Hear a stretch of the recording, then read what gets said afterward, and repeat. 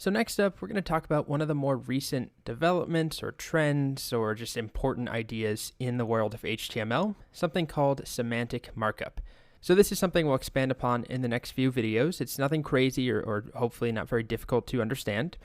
This visualization here is a huge waste of my time. I don't know why I made it. It's a C-man with a tick. Semantic. Yep. You can tell I sometimes struggle just making these slides alone and then recording these videos alone and editing them alone. I'm all alone, so I entertain myself with horrible slides. I regret it. So here we go. Semantic markup. The term semantic itself, independent of code or HTML, just means something relating to meaning. So semantic markup is meaningful markup, or markup that relates or pertains to the meaning of the content of that element. So I'm going to start by showing you the older non-semantic approach to writing documents. Here is a website that I actually really like. It's medium.com, great blog. And I don't know, is that what you'd call it? Just a blog, sort of writing publication. I don't know. It's a platform for people to write.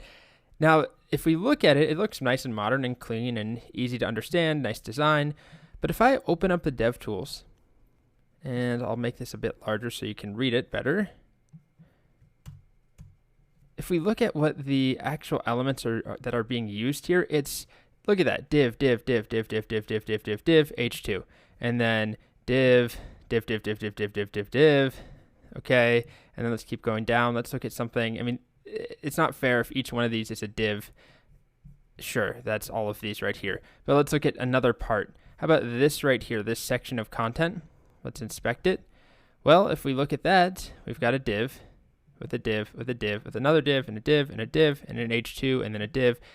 This is meaningless markup. Looking at the actual elements here, how would you know what this is supposed to be or what this is or what this is? It's just meaningless. It's just generic divs or just containers. Of course, it's styled and it looks nice and it's easy to understand here, but the markup itself is just a whole bunch of divs. Now let's compare that to another website. This is Stripe's website. And I'm going to open this up here. It's got a kind of similar layout in the sense that we have these chunks of content, like a section there, right? We've got this section here. Here's another group of stuff. It's kind of similar. There's some sort of footer at the bottom. There's a navigation thing at the top. And if we look at what Stripe does, we open up the DevTools, we'll inspect.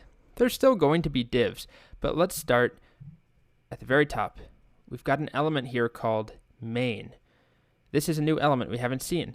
And this element is exactly the same as a div in how it works or what it does, except it just has a different name. And it just means that this is the main content of the page. If we go to Medium, what do we have? Well, just a div. Div. So this is a very simple change, but main indicates this is the main content. Now, we'll talk about why this matters in just a bit, but let's keep going. What do we have next? Oh, we've got a header element. So this also functions exactly like a div, and it's just the header of the page. And if we open that up, what do we have? All right, we've got a div, and then we've got a section of content, a section element, another new element we have not seen. It's exactly the same as a div, but a different name. And then if we open this up, we've got more stuff in here, right? I expanded a couple of other things. Right here, we have nav elements. So navs for navigation, just like divs, but they are called navs. And they tell us what they do. They are meaningful. Compare that to what we have on Medium. I feel bad for ragging on Medium. Obviously, these are very talented developers. What do we have? Div with an h4 with more divs. There's no nav here. But a nav would be perfect. This is navigation. That's all that it's there for. These are navigation links. Why not use an element like a nav?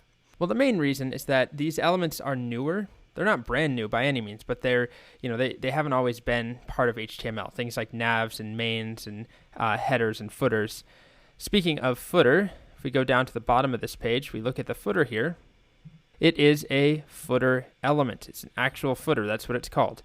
Again, just like a div, but it tells us a bit about what it is. Now, if we look at the footer on Medium, it might be a footer element.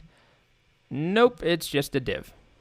So just looking at this markup, we really can't tell anything about what the content is. Versus over here, we at least have an overview of, all right, we've got a footer at the bottom, we've got a header, we've got a bunch of different sections, so we didn't really hit those yet, but if we look at one of these sections right here, whoops, click that, hover, that's a section of content. Scroll down, we've got another section right there. So instead of just using a generic div, a section makes sense. It's a grouping of content, it's a section of the page. So there are a bunch of these elements that I'm just going to cover pretty quickly because honestly there's nothing to them except for their different names. Header, footer, nav, section, article, main, they all behave just like divs except they have some meaning. So now the question is why? Why does it matter? So there are a couple of reasons. It all comes down to adding meaning to our markup, and that meaning could be meaning for other computers or for an application or a crawler like Google. If Google is writing code that's going to come across all of our markup, or let's say it comes across this markup here for Medium, it's very difficult for that code to quickly figure out, all right, what's navigation content? Where are all the links on this page? If a crawler is trying to find navigation links, often that's what they do. One of the strategies for crawling is just finding all the links in a nav bar or all the links in a footer and crawling those and continuing to visit those pages and do the same thing over and over. Now on this document, it's not immediately clear where the navigation content is, versus here, well, I closed it, but as we saw, it was very easy because it's just called out with the actual element nav. Here's a nav for navigation content. So that's a simple example. Same thing goes for categorizing other pieces of your markup. There are semantic elements for things like even times and dates. There are elements. There's a time element. Code can understand what that is very easily. Instead of if you just had a generic span or a paragraph or something, it doesn't have any meaning. It doesn't explain anything about what it contains. So that's one reason, making your code more crawlable, more friendly to other applications or to other code. The second reason has to do with accessibility and making your code more accessible to people using screen readers, to people who cannot see the rendered content or may not be able to fully see it or might elect to use a screen reader. Those screen readers can look for things like a nav element or a header or a footer or an article, a main, a section. It can use those as hooks. They act as sort of signposts, which is really important because if you're reading this content, that's what a screen reader looks at or is reading out loud, it's just all of this stuff here, how is it going to know where the navigation links are? How will it know where the footer is?